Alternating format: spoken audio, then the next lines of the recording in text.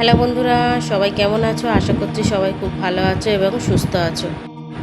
আজকে আমি একটা মজার আলুর তরকারি করে দেখাবো, যার জন্য আমি একটা কড়া নিয়েছি এবং তার মধ্যে অল্প একটুখানি সর্ষের তেল দিয়ে দেবো।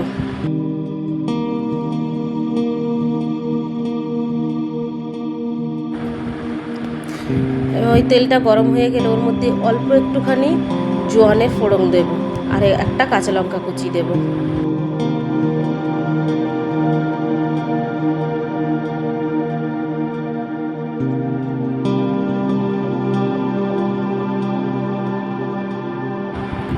ফোড়নটা খুব সুন্দর গন্ধ বেরালে ওর মধ্যে একটুখানি আদার পেস্ট দেব।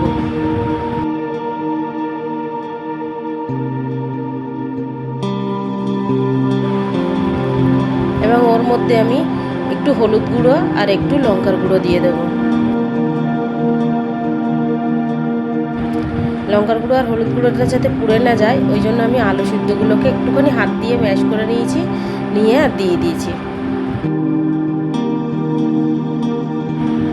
একটু ভালো করে নেড়ে নেব। আমার এখানে আলু সিদ্ধটা খুবই কম মনে হয়েছিল, ওই জন্য আরও একটা আলু নিয়ে নিয়েছিলাম। নিয়ে এটাকে মশলাটাকে ভালো করে একসঙ্গে কষে নেব।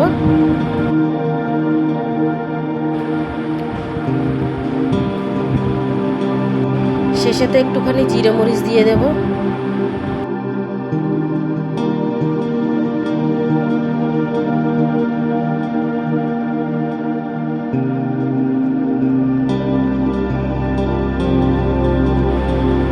এবার আমি এখানে 1 চামচ মতো আমচুর পাউডার দেবো। এই আমচুর পাউডারটা দেওয়ার জন্য তরকারিটা একটা খুব সুন্দর টক টক ভাব হবে, খেতে খুব ভালো লাগবে।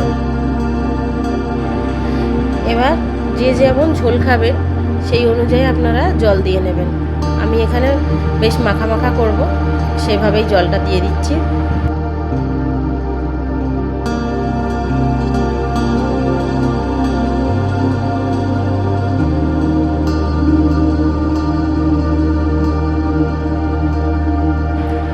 আপনারা চাইলে একটু চিনি ব্যবহার করতে পারেন।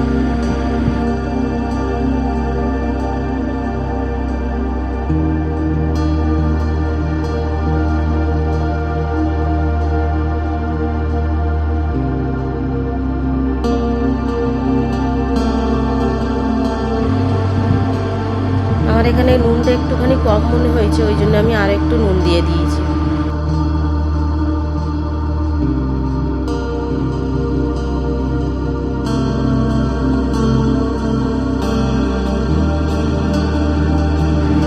এবার আমি এইখানে এটাকে 2-3 মিনিট হতে দেব, যাতে গ্রেভিটা খুব সুন্দর হয় ঢাকা দিয়ে।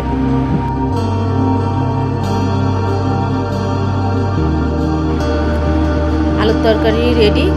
এবার আমি গরম গরম পরোটার সঙ্গে পরিবেশন করব। আপনাদের ভালো লাগলে সাবস্ক্রাইব করবেন এবং লাইক করতে ভুলবেন না কিন্তু। জানাবেন তরকারিটা কেমন লেগেছে।